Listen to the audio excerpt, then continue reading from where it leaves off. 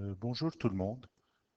Dans ce vidéo, je vais essayer de vous montrer comment on calcule la pente d'un segment ou d'une droite pour voir un peu si un segment est plus raide qu'un autre ou bien moins raide.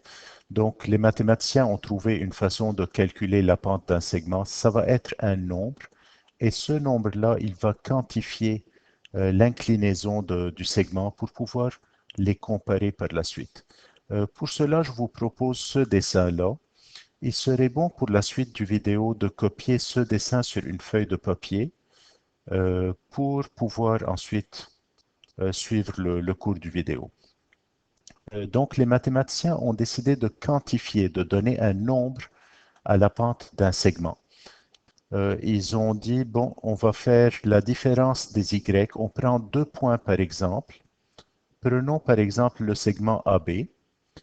Pour pouvoir calculer la pente de ce segment, il va falloir faire la différence entre les Y de 2 points divisé par la différence entre les deux X des mêmes 2 points. Attention, ce n'est pas la différence des X divisé par la différence des Y. Il faut toujours respecter différence des Y par rapport à la différence des X. Donc, cette formule-là, ce serait intéressant de la mettre dans vos notes de cours si vous voulez compléter des notes de cours et garder quelque chose sur papier. Pour cela, j'ai calculé la pente du segment AB. On va la regarder ensemble.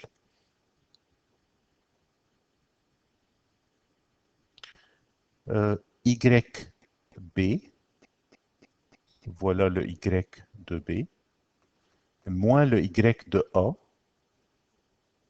voilà le Y de A, divisé par XB moins XA. Donc, ça m'a donné 10 sur 20. Qu'est-ce que ça veut dire ce 10 et ce 20-là? Ça veut dire tout simplement il faut avancer de 20 graduations et ensuite monter de 10 pour pouvoir rejoindre le point B. J'aime beaucoup l'expression qu'on dit en anglais. Ça s'appelle le rise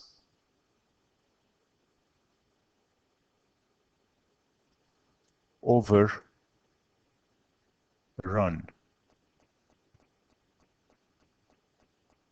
Donc, ce segment, il a une pente de 1/2, une pente de 0,5, ce qui fait que on a maintenant un nombre qui correspond à la pente de ce segment. Par la suite, je vais calculer la pente de ce segment. Donc, je vais vous demander de mettre sur pause, la calculer vous-même et ensuite revenir et comparer pour voir si on a les mêmes réponses. Donc, si vous voulez regarder les coordonnées, voilà les coordonnées. Donc, essayez de calculer la pente de tous les segments qui sont en présence dans ce dessin-là. Ensuite, calculez la pente de ces 4 segments-là. Vous allez découvrir certaines choses. Bon, donc si vous avez mis sur pause et vous êtes revenu maintenant, moi j'ai calculé la pente du segment BC, excusez-moi. Alors, le segment BC, vous l'avez remarqué dans le dessin tout à l'heure, il a une pente qui est pas mal plus raide que l'autre. Donc, ce que les mathématiciens ont découvert, c'est vraiment un nombre qui est en train de quantifier l'inclinaison d'un segment. Celui-là, il a une inclinaison de 2, quelque chose. Tandis que celui-là, il a une inclinaison de 0,5. Ça veut dire que celui-là est plus raide que l'autre. Voilà ma conclusion. Donc, la pente de BC est plus forte que la pente de AB. Si on continue avec les autres segments, vous allez remarquer certaines choses. Je suis sûr que vous allez les remarquer par vous-même. La pente du segment EF. Si vous voulez retourner, vous pouvez reculer le vidéo et voir les coordonnées de E et F. Je les ai calculées, je les ai placées ici. Donc, ça me donne une pente de négatif 1 point quelque chose.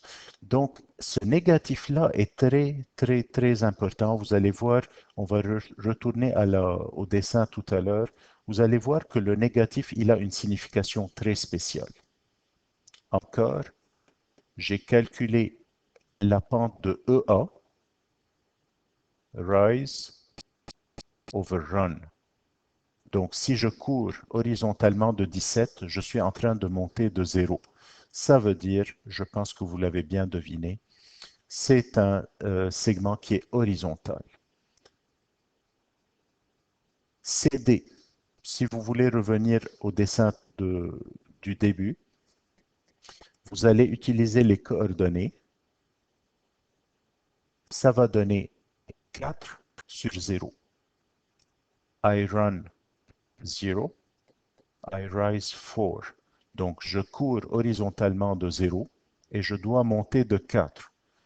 C'est une pente qui est relativement claire que ça devient vertical.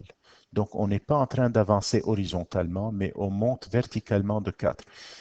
Mathématiquement, ce nombre n'existe pas parce qu'on ne peut pas diviser 4 par 0.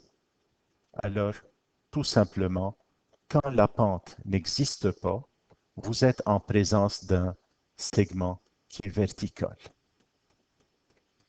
Si je reviens à ce dessin-là, donc celui-là avait une pente négative. Celui-là avait une pente nulle, positive, n'existe pas. Alors, faites vos propres conclusions. Quand c'est un segment qui descend de gauche à droite, attention, le sens c'est de gauche à droite. C'est pour ça qu'on met une flèche là. Donc, quand le segment descend de gauche à droite, c'est une pente négative. Quand le segment est horizontal, c'est une pente nulle. Ça monte de gauche à droite, pente positive, pas très forte. Ça monte de gauche à droite, pente positive très forte.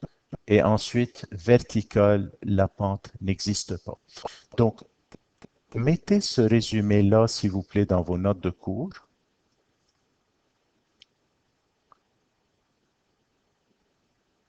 La pente est un nombre. Si la pente est positive, c'est clair pour moi que le segment va monter de gauche à droite. Si la pente est négative, le segment descend de gauche à droite. Pente nulle, segment horizontal. Pente non existante, segment vertical. Bon travail, à la prochaine.